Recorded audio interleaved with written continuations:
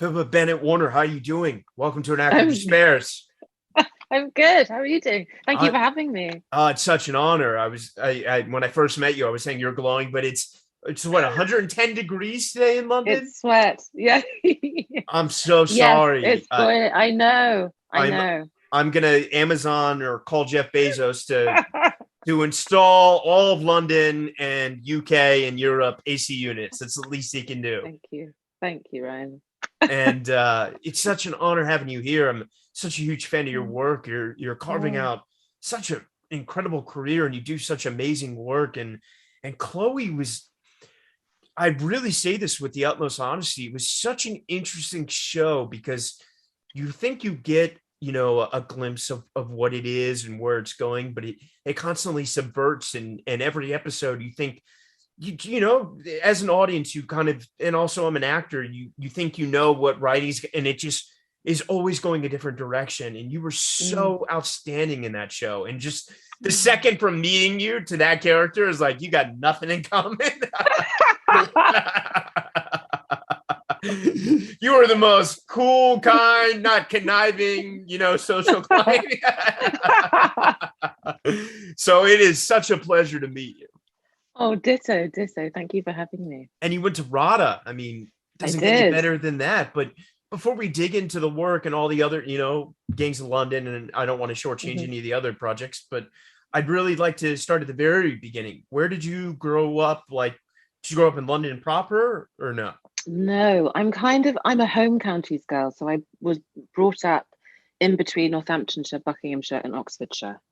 So Um, I apologize.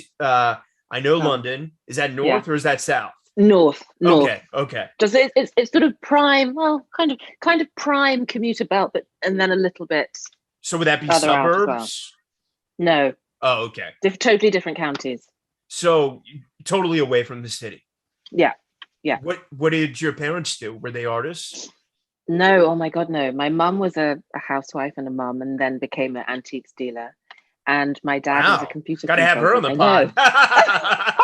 Oh my God, she'd love that. Yeah. My dad was a computer consultant. So Awesome. very, very quite trad And do you household, I suppose. have any siblings or no? I do. I have an older sister called Georgina, Oh, who hi, is Georgina. hi Georgina, who also lives in London. She's south of the In river. the entertainment game or no? No, no, no, no, Oh, no, no. okay. She's got the proper job. So, it's interesting having parents that weren't traditionally in the arts. I mean, one can make an argument that antiques are art, so to speak, but Mm. talk to me about, where did the early inclinations of art start to come into your life as a child? It was actually my sister. So we went to a girls' prep school, and she played Oliver in the school production of Oliver. I know Wow. that classic thing, yeah, that classic thing of watching an older sibling doing something cool and wanting to do the same thing. And I watched her, and she was so brilliant and so great. And I was like, oh my God, I want to do that too. And so from that kind of gave me the bug. And then, yeah, and then when I was 11, you know, did my first professional job, and then I suppose it's just continued. Wow. So Yeah, you got started really young. yeah. I was a little bit of a child actor. That's incredible. Talk to me about that Mm, because I have lots of friends that have been on the show that, did mm. that. And so where did Fan myself. where did Cannot that fan myself. initial like realization, if you want to call it, that I want to do this, and to the talk with the parents, and then what were the steps that you took to immerse yourself? Well, a friend of mine at school was going to Stagecoach, and Do you mind they'd been explaining what told. that is for the Oh audience? yes, oh yes. Sorry. So Stagecoach is, I suppose, it's sort of like a theatre school for kids. I think on weeknights after school and on a weekend. Got it. And I think there's an agency attached to it or something, and you can go for auditions and things. I think. Um, and through Stagecoach, they'd found out that The Lion King was coming from Broadway, and they were doing auditions. And Then the Night they, King. The Lion Oh, the King, Lion King. sorry, Oh, nice. yeah, The Lion King, yeah, Wow. and yeah, and I was like, so Game of Thrones was casting that early. imagine. You read for that role? I could see it. Oh my God. and so they mentioned it to my parents, and they were like, "Would Pippa like to go and audition? Here's the information. It's an open audition. It's going to be at the Lyceum. You know, I think I had to wear some sort of." So it was a huge part. Yeah. No, it was Little Nala, but they were doing an open audition for the little kids. And that's so we still just at the Lyceum. Sorry to interrupt. still at the Lyceum. Yeah, No, my God, that's fine. Yeah, still at the Lyceum. Yeah. And so I was like, okay, fine. So we went, and pretty green, to be honest. I mean, you know, I would say that I was a bit of a country bumpkin. I didn't know how to, you know, I hadn't been trained. I had no sort of industry etiquette, I suppose. The other kids did, because they were doing classes all the time. Yeah. Anyway, so did the audition, and then got a call back, and then kept getting callbacks. And I think I got called back about 12 times. I mean, I think it was the most intense audition experience I've ever had to date. Wow. And then singing and dancing and singing acting. and dancing and acting, and it was just, it was really fun. But it wasn't, you know, I think I was 11 or something, so it was intense. And then I got the three sets of kids, and I was one of the, you know, right, because they rotate them out because of child labor laws, right? Exactly. And then, so that was that, and it was and I did it for 6 months, and then my mum actually told me that they tried to fire me because I was too tall, and then she was like, "Oh, you outgrew Simba." And I was the first one to leave because I was too tall, and now I'm actually not that tall. But anyway, yeah. So you know, because you know, that's the thing that I love talking to people that get in the business so young, because it's such a blessing, but it's also, it can be tricky because, like, being so young, did you have an idea of like entering the West End and the line? Did you have at this point, did you have a relationship with I don't want to use the word property, but the film at all? Yes, I was obsessed with the film. I mean, grew up, you know, loving it when it first came out. We went to the cinema to watch it, knew all about it, knew the song, everything. But I had no idea, really, I suppose, what being in the West End was. Yeah. You know, I mean, my parents would take my sister and I to go and see Phantom at Christmas or Oliver at Christmas. It was like a treat.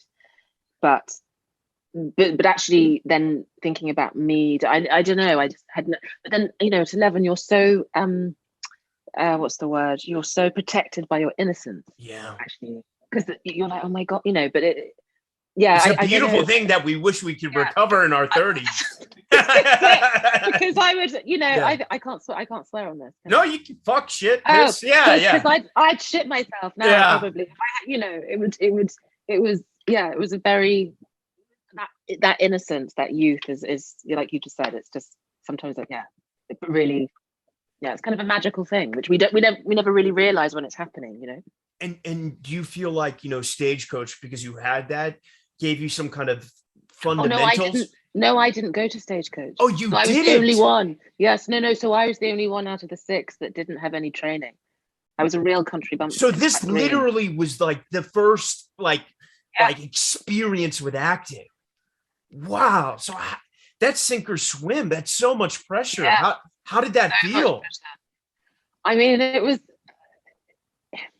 amazing. It was terrifying. I remember being in rehearsals, and the great Julie Taymor directed us. And I remember she was there because that was in the beginning stages. Yes, it was, because it was the original. We were the original cast. No, congratulations. Yeah. You can't skate over this. This is huge. You got to be dropping this. I never really talk about it, actually, but it was a real. It had opened in New York and then came there, right? Exactly. Yeah. I think it had been in Japan. I think it went to Japan first. New York, Japan, London, maybe. I can't remember. Wow. But I remember being sent, actually. I made friends with a Japanese woman who I think was in the cast in Japan or something, and she sent me, you know, the time when we had tapes. She sent me the tape recording of the entire Japanese show, The Lion King, and it was kind of extraordinary. Just at 11, hearing it, and because Japanese is such a gorgeous language, just hearing the songs that I was singing every day in English in Japanese. I just remember that. That was very cool.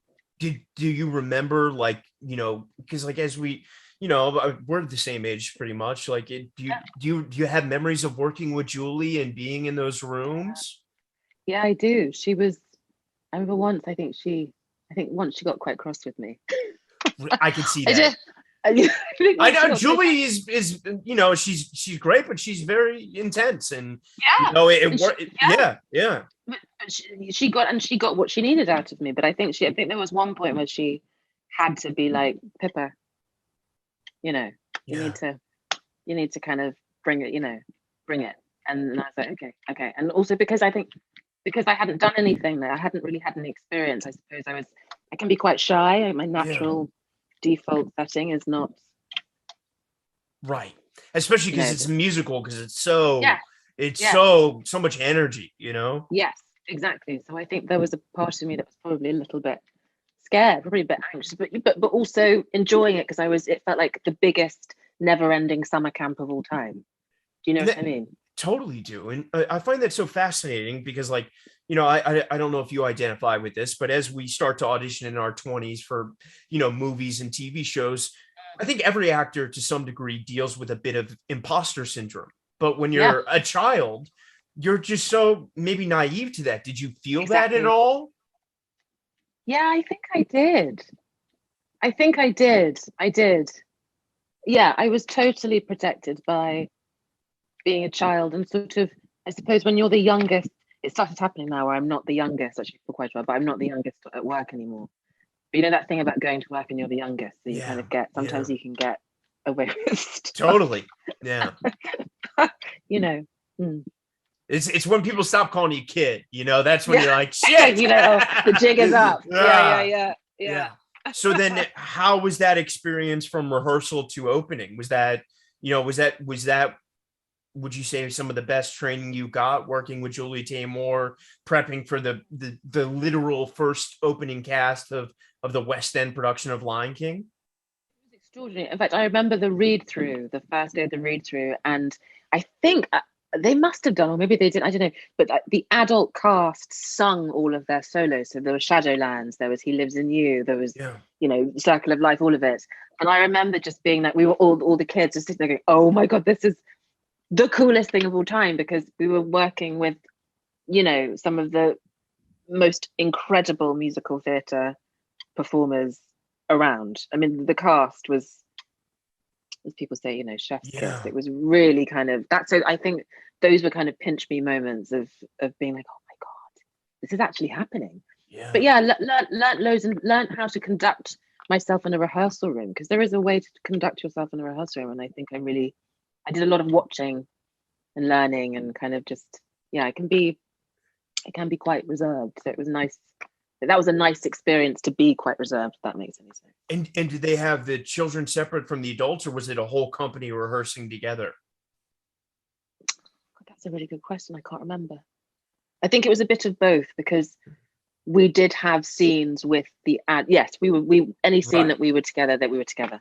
Yeah. Wow. And can you talk about, going from seeing your sister to having your own opening night and what that feeling felt like that first time you went out? Do you remember that, if you? I I think I was just really raring to go. I was so Yeah. excited. I didn't really have any of those nerves that I know that I'd probably have today about messing up or anything. I think I just wanted to go out there and have a good time.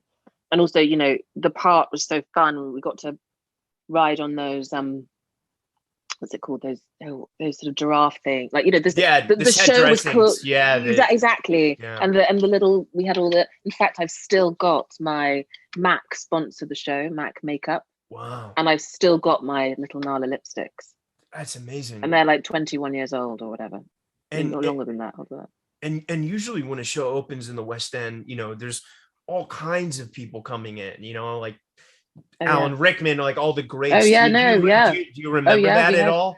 yeah, I did the night where Prince Edward and Sophie Wessex, Countess of Wessex, what was it? Kind of, yeah. They came. That And was one of my nights. and they're probably the kind of people that come backstage. Did you get to Yeah, meet yeah, we them? know we met. I know we Yeah, met yeah. them. Yeah, yeah, yeah. It was quite cool. Yeah, it was cool. That's so I rad. just And remembered that. and did you feel like at this is a tough question, and maybe this happened in drama school or maybe it happened here.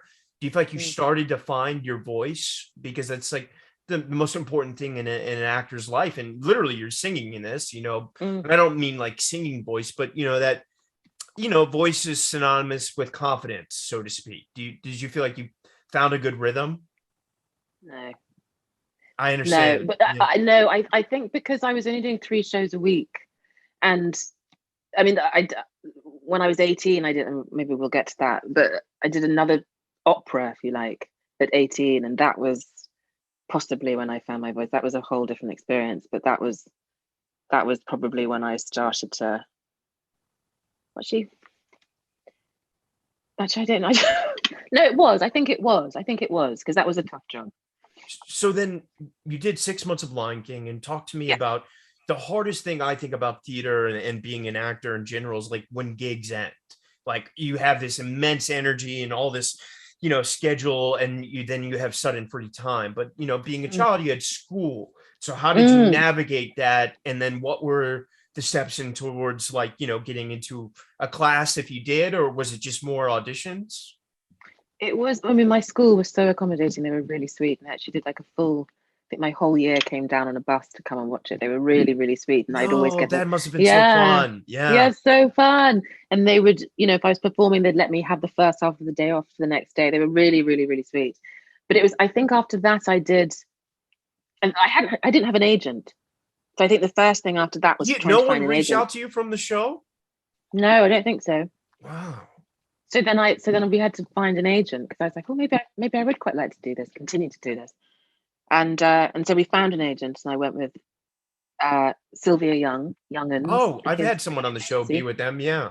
They're the kind of they're a great agency. And then from there I did like an episode of Holby City. I auditioned. I did an episode of Holby City, which was my first TV thing, which I was kind of being on camera was just a whole new kind of, you know, kettle of fish. It was Yeah. just, and then I played Lenny Henry's daughter in the second season of his sketch show.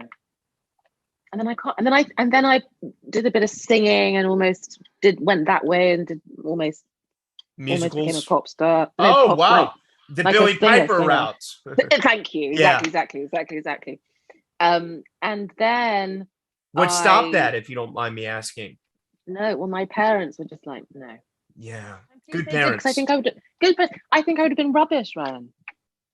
I mean, I who knows, you know, No, I I'm would. glad you ended up where you are because you're doing great work, you know. So I'm glad you brought up your parents, because where, you know, obviously they helped navigate that. Where were they at in terms of supporting you and your acting endeavors? You know, were they cool with it?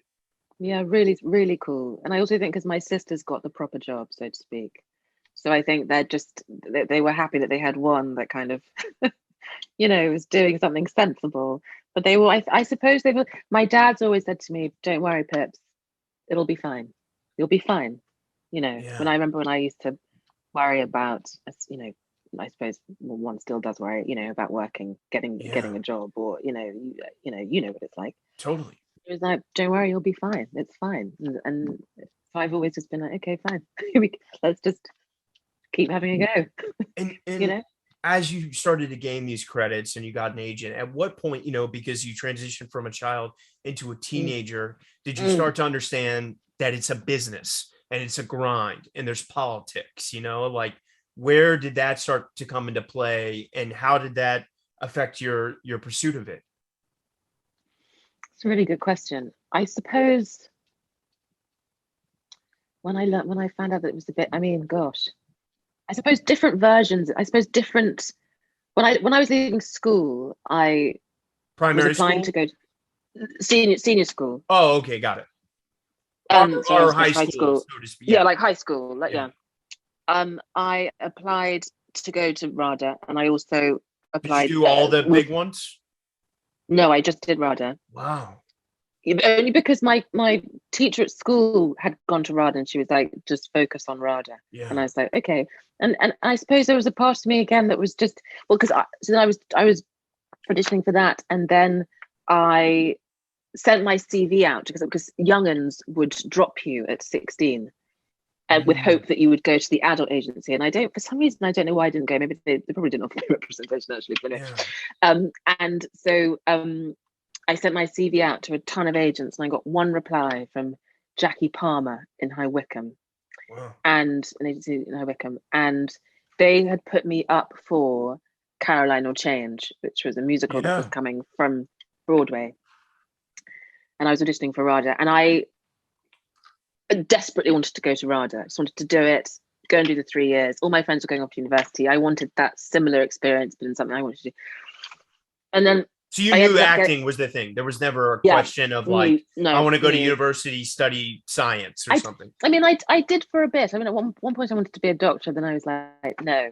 But I knew, and I was like, my parents were fully, if my parents like, if you go to RADA, then that feels legitimate to us. That feels like, you're taking it seriously, and this is not just. So you were aware of the prestige of RADA and what it meant, and amazing. Yeah. And so I was really keen to just go and do it, and then I was auditioning for Caroline, and ended up getting Caroline and getting my place, and was going to turn down Caroline to go to RADA, because to me, I wanted to go to school. Yeah. And I think that was the first time someone had gone to me, are you mad? People go to RADA to work at the National, because it was at the National. I just had no idea what the National was or what that meant, actually. And I was like, oh, do they? But okay, but I really want to go to school and do my 3 years, because that in my head, that's what and I'd worked really hard, and I'd gone through the 4 rounds of auditions and blah, blah, blah, and it felt like the icing, on the cake really was getting the place at the drama school. Yeah. Anyway, so I ended up doing the show and not going to RADA, and going to RADA the following year. But did they allow you to defer, or did you have to re-audition? Essentially, yeah. Okay, great. Yeah. And then, so I suppose that was the first time where I went, oh, people, and then I'd look at the program of people who else was in the company. They'd all gone to drama school, and this was a job they would, so it's that, I suppose that was when because I had no idea. I mean, I really had. How could you? No idea. Yeah, no idea. You signed a year contract? No, I think it was about a 3 or 4 month run. How was that experience comparing to Lion King? Oh my God, it was really hard. Yeah, really hard. I was just 18, and Anika Noni Rose had played the role on Broadway.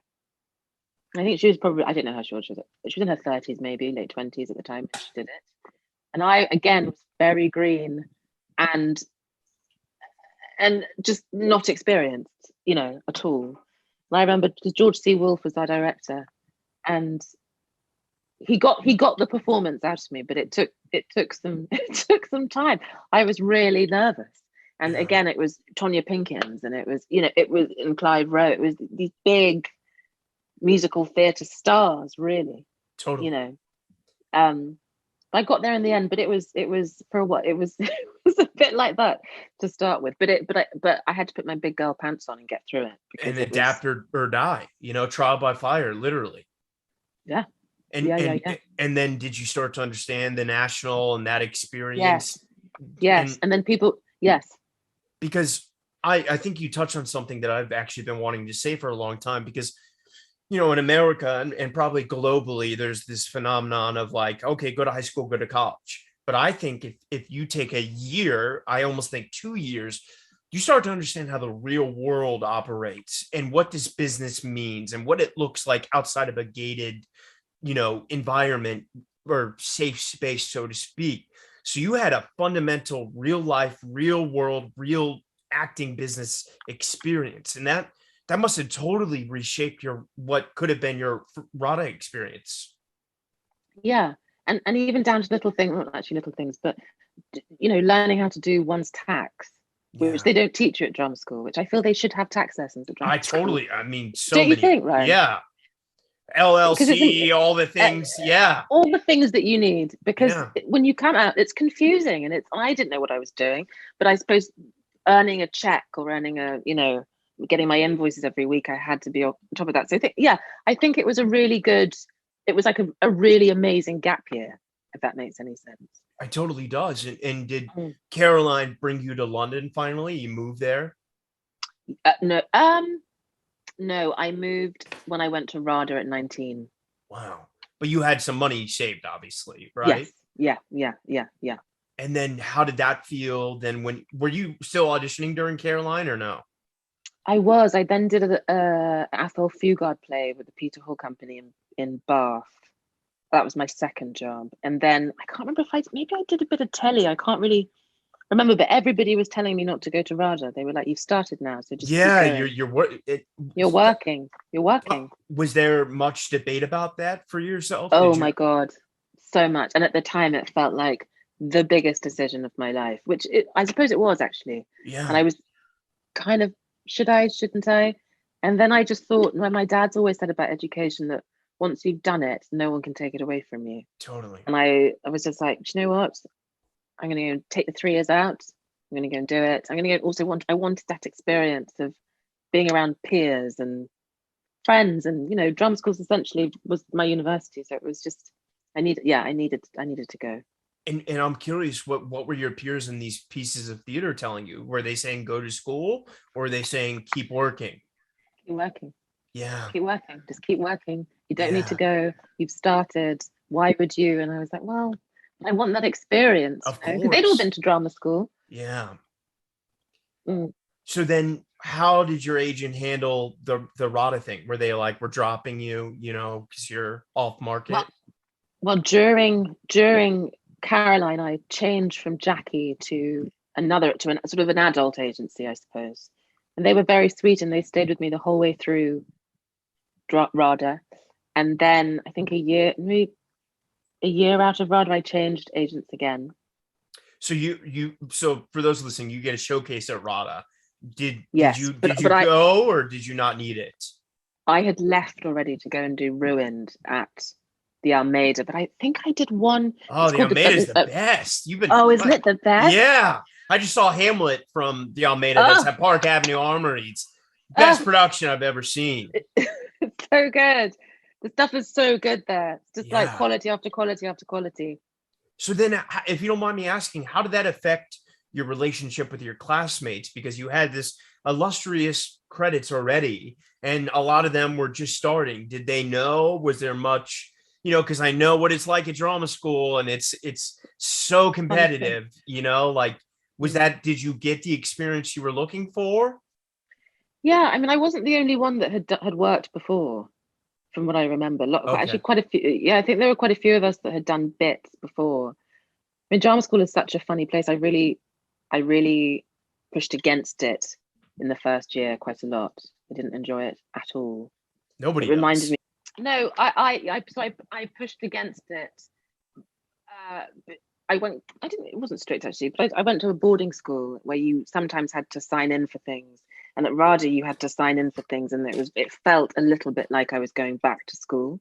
Got it. And for the first year, I did push against it, and I wouldn't always go to my lessons and things like that. And then I remember doing my voice teacher, Ellen Newman, I did a Queen Margaret speech from Richard III, and I just broke down.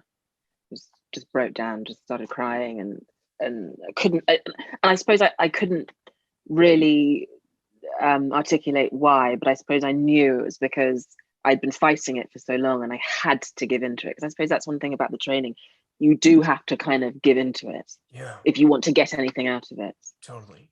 And I had been resisting, and she was like, "Oh my God, this is what we've been wanting from you." And I was like, "Oh shit." And I did fit after that. Actually, I did just go, "Okay, you're just going to do this now." Yeah. And then I relaxed and got on with it. But it was an absolute, Give and take. yeah. And I just, some things about drama school I don't necessarily agree with. And I think also, I remember someone saying to me before I went, they were like, "Look, some things are going to work for you, some things aren't. You take the bits that work for you, you Totally. leave the rest." And it was really good advice, actually. I It didn't was get that really good advice. advice. So I Did thought, you know? I was just being constantly criticized. Well, this is the Yeah. thing, and they say, don't know, they're gonna strip you down and build you back up, Make and you to break you to make you. exactly. Which I suppose they do. Yeah, they definitely they definitely broke me. Yeah. Yeah.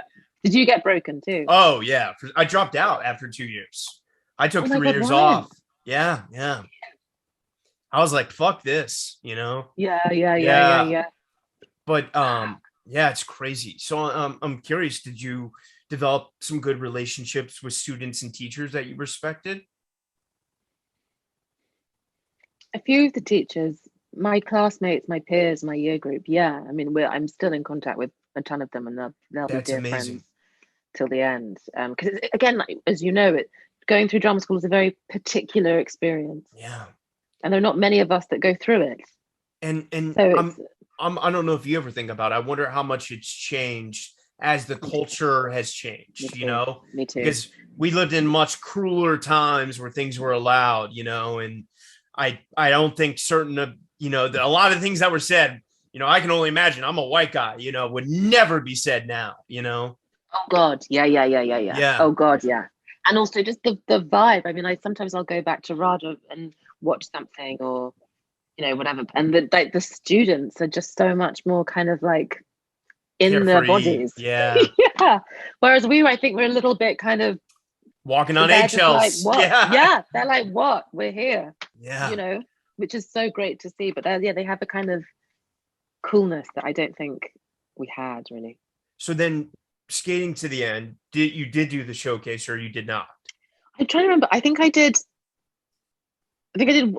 It was split into two, so you did a duologue and a monologue, and I think I did a monologue. I can't remember what it was, but I think I did a monologue. Yeah, How did that go?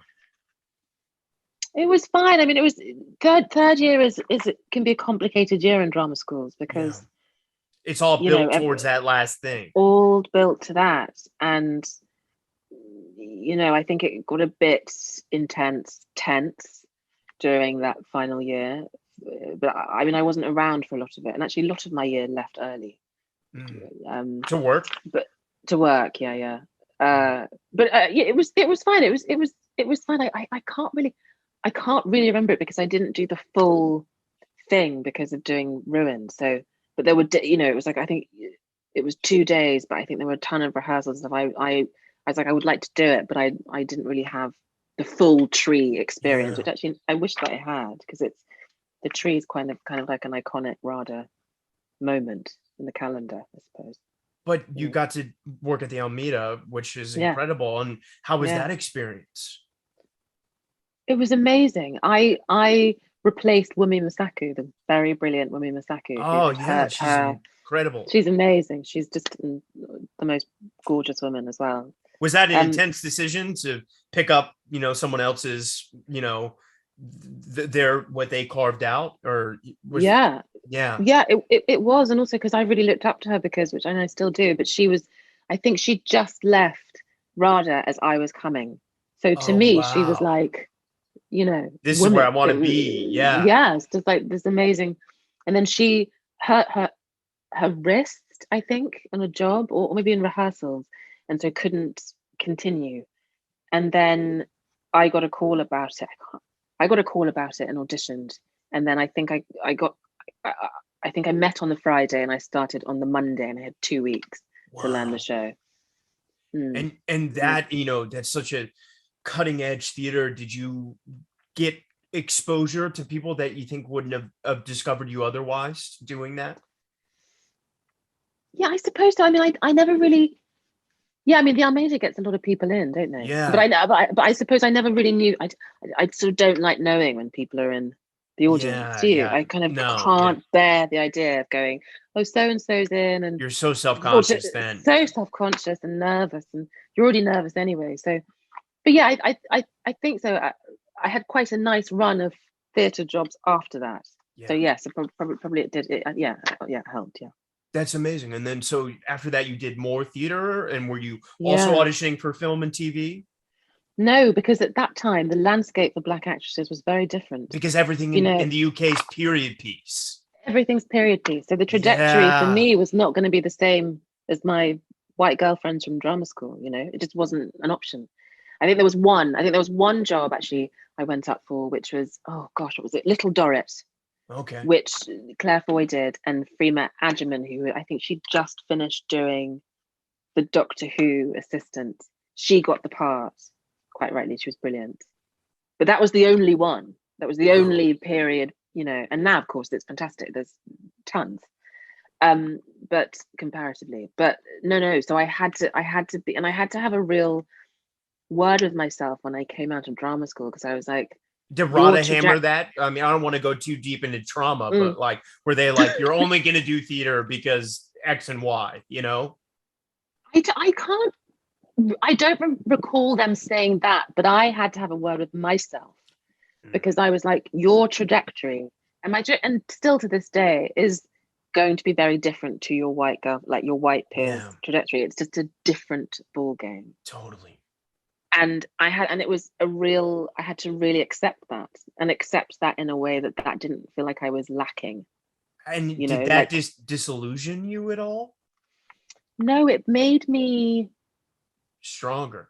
Yeah, and I said it earlier, but I had to really hoik up the big girl pants and go, okay, this is it. So it was theatre, and then it was, so yeah, I did theatre consistently probably for about 2 or 3 years, which I loved doing. And actually it was, even though it wasn't a plan, I mean, I didn't know, actually, you know, when you come out of drama school, you don't know, you just want to get a job. You just want to get a job. But the Brits respect theatre the most. So, I mean, you're doing great work, you know? Yeah. And at that time, that was the only thing that was available. Maybe there was one line. I think I did one line in Law and Order or something. Exactly. Yeah. Exactly. Done it. Exactly. And then went and did another play, and then would do something else more, and then do another play. And then I moved agents again after I did a play at the Royal Court, which got some lovely attention, and people, and the material was fantastic, and the part was fun, and it was, you know, one of those kind of cool upstairs at the Royal Court plays. And I changed agents again, and my new agent said, okay, we're going to take a break from theatre, we're going to wait for TV and film. And I was like, my God, I was so used to just working and going from this to being busy. And then I remember I didn't work for 4 weeks, a month, which to me was a really long time at the time. Now I'm like, it's a walk in the park. And he called me and he was like, okay, you're going to South Africa in a week. I've got you a job. You're going to, it's Miss Marple. And you're going to be shooting in South Africa for a month. Cape Town? And that's when, Cape Town. Yeah, Cape Town. No, been there. Cape Town. Been there, yeah. It's nice, it's nice, yeah. And that's when I started. Then since that moment, I've been on stage once. Wow. Since. Well, that's incredible. You got those incredible opportunities. And then how was it transitioning to film and TV? And we'll build that into Chloe, you know, was that like, you know, because theater requires a certain kind of energy, and then film and TV got to kind of dial it in a way. Was there an adjustment phase? Definitely. I think I realized how much energy I was using on stage, but then realizing I had to then transfer the kind of headspace and energy that you use on stage and work out how to turn that into getting picked up at 5 o'clock in the morning and then not being used till 3 o'clock in the afternoon. Yeah. And be ready to go at 3 o'clock in the afternoon. There's no warm up. You got to be ready to go. So it was really learning that skill of of knowing how to use my energy in a different way. Yeah. So that I think that for me, that was the biggest transition. The actual doing of the thing with the cameras and stuff, I quite liked, because I could play and bring everything down, and you know, and ask to go again. Mistakes. Yeah. Get to make mistakes. Totally. Get to go again, and you know, different angles, and learning how all the different lenses, and you know, all the setups and things. So it was that whole 4 weeks was a real. You got film school right after that, then, you know. Exactly. That's incredible. And then as representation globally started to, you know, get so much better in content, did that feel like an immense relief? It did. I mean, I still think you guys are further ahead than we are here. Yeah, I could see that. You know, it's still, there's still a big gap, I think, in terms of, but I think also getting older, I think the parts for women are getting better. I really do. Like everything I do now, I have kids, and I love it, because there's you do? Okay. I do. Yeah, I mean, I don't have children myself, but it's an extra layer of a woman's life, and whoever I'm playing, I don't know, it kind of just gives it a bit more color. I don't know. I don't know. I'm really enjoying getting older and seeing how the roles are changing, and also I mean, yeah, I think we've come a long way. I think there's still a way to go, but Yeah. how brilliant we've managed to make those steps, and we haven't gone backwards. And obviously not to skate over all these incredible mother, father, son, or daughter, with Billy Howell and Helen McRory, and you Yes. know, before we jump into Chloe, was there at any point, and maybe you're there now, and we'll talk about it later, where you thought about moving to the U.S.? It's always been at the back of my mind, but I'm such a homebody. Yeah, I understand. I just love I feel like such a Londoner, even though I'm kind of a faux Londoner because I'm a home counties girl, but I love being here. But I'm also realistic. And so if a job came up, I would go and do it. I wouldn't be like, oh, I want to be I've always been where the work, I suppose I've always just lived where the work's been. And Yeah, I tend to work mainly in London. that's So, great. I mm, mean, mm. I live in I New like York. sleeping I in don't my go. own bed. Yeah, Yeah, yeah. yeah, yeah. Who doesn't? So, Who doesn't? talk to me about Chloe. How did that piece come your way? That came my way. I think it was maybe the end of 2020, going into 2021, and I got sent all the scripts. I'm not very good at reading scripts. I sometimes find there are too many distractions. I Yeah. need to go to the loo. I need to check my someone's text me, whatever. And they'd sent through all six, and I was like, okay, I'm going to try and just do. I'm going to just try. It was an offer or was it an audition? No, it was a read for interest and a Okay. Zoom with Alice, and they were like, read them, and if you like them, Alice, you'll Zoom with Alice, and then you have to put something on tape. And I was like, cool, okay. So I read them, and I read them all six episodes in one sitting, which is very rare for me. Yeah. It's just not even a thing that I would even ever think about doing. But I was just so engrossed, so immediately engaged with the world that Alice had created and these characters and Liv, and like you were saying at the beginning, the twists and turns. I mean, it goes all the way to the left and it comes back, and it goes, Yeah. up, it goes down, it goes all over the house, all over the shop. So that was that for me. It was immediately attractive. And then I spoke to Alice, who was just the most wonderful, generous, intelligent, witty woman, and got on with her really well. And then put Liv on tape, and then did a chemistry read with Erin and over Zoom, which was wild, because Wow. it was still very During a much pandemic. Yeah. during a pandemic. Yeah. Fell in love with her, and then yeah, and then I got the offer, and it felt like one of those. I felt like I hadn't seen a black middle class woman on TV like Livia. I just Yeah. felt like I hadn't seen her, Yeah. hadn't And seen her. then there's a lot of layers to her, and it could be a one note character. And you did not play it that way. And I really appreciated that. I mean, it was so multifaceted, and there was a brightness, but there was a darkness, and you kind of never know where she is. And that goes to keeping you engrossed and guessing. So did you Yeah. see that in the writing, or was that Oh something yeah. you brought? Oh yeah. I Yeah. think Alice did most of the work for us, as we kind of say, but like the scripts were so brilliant Yeah. that all we had to do was add a little bit of whatever we bring. And, and she was so generous. So there would be takes where she'd be like, okay, now forget what I've written. Just say what you think you'd say. Oh, improvs. No Yeah. way. Yeah. So then you just relax because you're like, she trusts us. She's had these Yeah. characters in her head for 5 or 6 days. And she said to me, actually, we were doing pre-prep, she's like, I just want to say, Pip, she's yours now. So you take her and you do what you need to do. And there's no, I'm totally, and I was like, what? Because, there is that slight fear when you're working with the Yeah. showrunner, the writers, that they're not going to let you do what you need to do or bring, but she was so classy and generous and just said, nope, she's yours, which That's so was like beautiful. a gift. Yeah, isn't it? Yeah. And how was the shooting during the pandemic? Was that, it's such an intense piece. Was it fun, or was it weird living in that place? It was it was fun because we all got on. It was slightly intense because of COVID. Yeah. And so we couldn't all do the things that that we get to do, and you work with it. You go to be social, go to the pub, or go for just hang out outside of work. I mean, we did stuff in parks and things, but because of the pandemic, I think it didn't feel as, it dimmed the social aspect of the shoot. But at work, it brought us closer together because we knew that at work those are the only times that we had with each other. And Alice and Lauren Evans, our casting director, and Tally, and everybody who's involved with the casting process, I think put together a really good group of people, like good, and I don't necessarily mean talented, which everybody was talented, but I mean good people. Yeah. You know, like good people that you would want to hang out with. The best, as it should be. And it makes such a difference when you go to work and you actually like the people you're working with. Huge. Because you see it on the screen. You can't deny chemistry.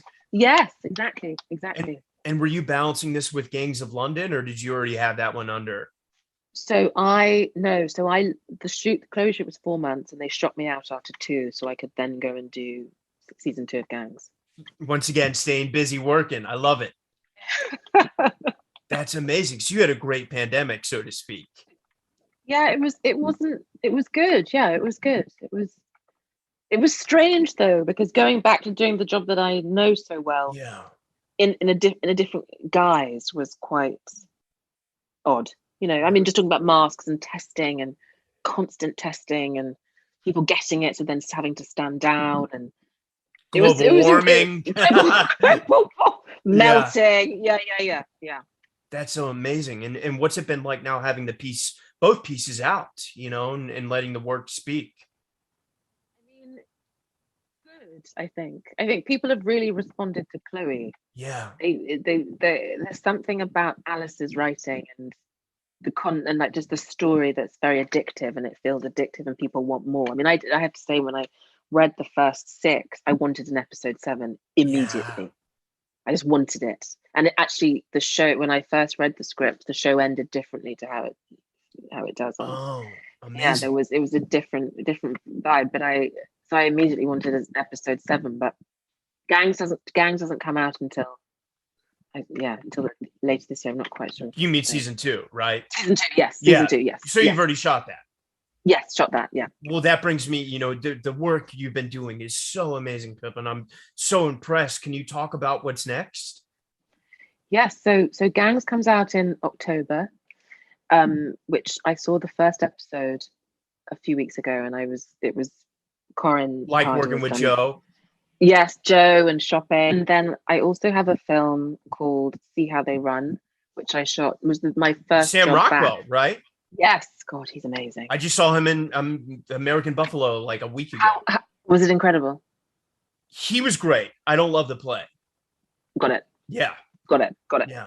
And Lawrence was too. Yeah. Got it. There's that, and then I did a little indie film with Anna Paquin and Ray Winstone. I saw that. I was working with Anna. Was that great? Oh, she's so brilliant to work with. Yeah. She's just so generous. She's just giving. She just gives, and that to me, that's just she was such a great scene partner. That we have one scene in the kitchen together in the house, and she was just there and present and kind, and it was a really lovely experience. And a few fun questions. I'm curious now, as the pandemic has changed, which has been sad, most things from, in-person to self-tapes. Do you feel like in a weird way it's benefited you that you're auditioning for more American content now? I actually have to say I quite like a self-tape now. Yeah, I've had to train myself. Yeah, I've had to train myself. It's like I had to train myself to really enjoy ADR. Yeah. And I've had to train myself to really enjoy self-taping because it's part of it's the deal now. That's the deal. It's just what it is. I know. It is what it is. It is what it is. So you either get with it or you adapt or die. Exactly. So I actually quite like it. And also you're in control of what you send. And has that been tough for you navigating most of your life going from being in a room to then suddenly having to do this? Not really. I enjoy it. That's great. I enjoy it. I'm glad to hear that. I'm glad someone does. I miss the person contact, but we have, as actors, we have such little control. Yeah. And that's the one thing that I feel like saying no is obviously, but agree. But having control about what you send is so great. Because then you can put your best foot forward, so to speak, and not somebody's interpretation of your best foot forward. I That love makes that. sense. Totally does. And for, the actors listening now that maybe don't have rep yet and are mainly doing self-tapes, any words of wisdom you might have for them? I think relax. I think relax. I think I'm kind of against buying all the fancy gear as Yeah. well. I think the more relaxed you are. I mean, I do it on my computer on my photo booth, Yeah.